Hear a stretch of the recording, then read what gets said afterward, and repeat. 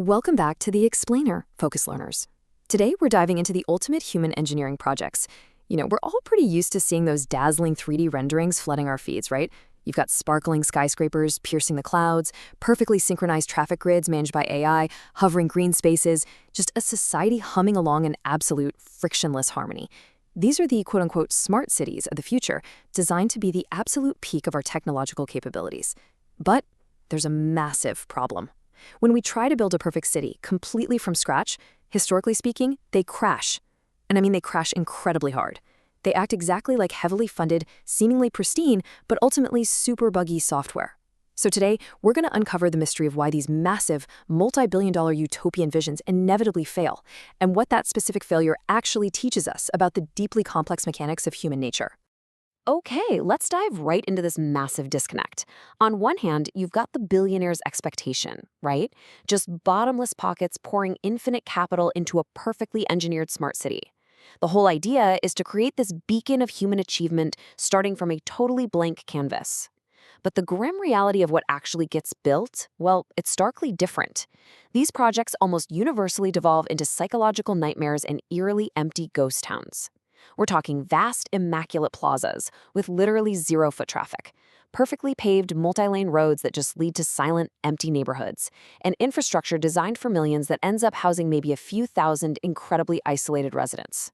Remember, these are projects funded by individuals and governments who have the capital to build literally anything they can imagine. They expect absolute perfection, but what they end up creating are these terrifying, hollow monuments to failure. And to understand exactly why this keeps happening, we really need to perform a deep-level system autopsy. Which brings us to Section 1, the perfect ghost town, system autopsy. The very first thing we need to understand is that this is absolutely not a one-off anomaly. We aren't just talking about a single bad real estate investment here or, one eccentric billionaire's failed pet project. Smart cities built entirely from scratch repeatedly fail. It's a thoroughly documented repeating historical pattern. Literally every single time we attempt to play God and design the ultimate human environment right from the ground up, we hit a fatal system error. And it really comes down to a fundamental misunderstanding of what a city actually is. See, planners tend to treat a city like a motherboard, like something that can be flawlessly coded, assembled, and optimized for maximal efficiency. But human ecosystems are not blank canvases. They're not predictable algorithms. Actually, the very act of trying to engineer perfection, of trying to essentially pre-code a culture and a community, mathematically guarantees failure because it completely strips away the necessary friction that makes a society function in the first place. Moving on to Section 2, architecture of isolation, the blueprint. So the physical blueprints of these cities often rely on what urban planners call an emperor structure.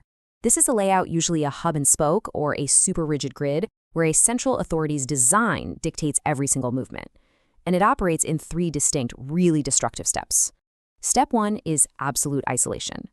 The physical design of the city strictly zones human life. It separates people entirely based on their intended function within the city's algorithm.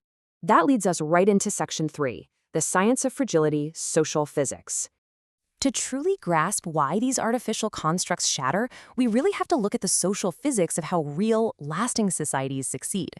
Consider the concept of a Type 1 civilization. It's this profound realization about societal advancement, which is that a true, highly advanced society inherently requires not just global cooperation, but deep organic growth to actually function. This is absolutely crucial. Real cities grow like a forest, not like a machine. A natural city is incredibly messy.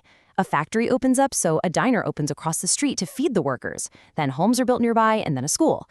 Layers upon layers of interdependent, symbiotic relationships are built up over decades, even centuries. The city adapts, it breathes, it forms scars. And that messy organic evolution is exactly what builds systemic resilience. But rigid, top-down artificial cities, they completely lack this evolutionary pressure. They're built fully formed on day one. And because they haven't endured that slow, grinding process of organic growth, they completely lack the deeply rooted social infrastructure required to survive. They are just inherently brittle. Now, what's really interesting about this is how this foundational lack of organic growth triggers a rapid, devastating domino effect. It starts with the sheer strain on the system. Because the artificial city didn't evolve naturally to balance its resource consumption with its actual population and infrastructure, it almost immediately experiences severe resource depletion. The pristine master plan basically crashes headfirst into the chaotic reality of actual energy, water, and logistical needs. In a normal natural city, when a crisis or a resource strain hits, the community naturally leans on those deeply rooted symbiotic social bonds to adapt and survive. Neighbors help neighbors, right? But in the smart city, those bonds just don't exist. There's no historical community resilience. So when the friction of real life inevitably disrupts that perfect simulation, you witness a total breakdown in community behavior. The isolated, highly ritualized inhabitants just simply stop cooperating. Without an organic culture to act as the glue, the social physics of the city collapsed entirely inward, the very moment the master plan faces a real-world stress test. And here we are at our final part, Section 4, the human glitch, ultimate root cause. You might reasonably be thinking at this point that these massive, sprawling utopian projects fail because, well, they just run out of cash, that the ambition outpaced the budget. But you know how much financial ruin is ultimately to blame for these foundational failures? Exactly $0. It is a massive misconception that capital is the limiting factor here. The billionaires and the state-backed sovereign wealth funds bankrolling these cities have virtually limitless resources. I mean, they can buy the strongest concrete, the fastest fiber optic networks, and literally the most visionary architects on the planet. But this just highlights the ultimate hubris of top-down design, this belief that you can somehow buy human behavior. Infinite capital cannot purchase the one vital element an artificial system actually needs to become a living, breathing city. The absolute core thesis of this whole phenomenon is perfectly summed up here. These cities fail because they are closed-loop simulations that cannot survive the unpredictability of human nature. A perfectly engineered smart city is designed as a closed loop. It desperately relies on every single variable acting perfectly, logically, and efficiently exactly according to the master plan. But human beings are not predictable data points. We are beautifully messy, we're incredibly irrational, and we are completely chaotic. We take the scenic route just because we feel like it. We loiter, we change our minds, we create glorious inefficiencies, and it's precisely those inefficiencies that give a society its soul and its adaptability. We are literally the ultimate glitch in their perfect software. No matter how many tens of billions of dollars you spend, you cannot engineer, you cannot code, and you definitely cannot purchase predictability when you're dealing with the beautifully messy reality of humanity. The perfect smart city fails entirely because its core operating system requires humans to be perfect too.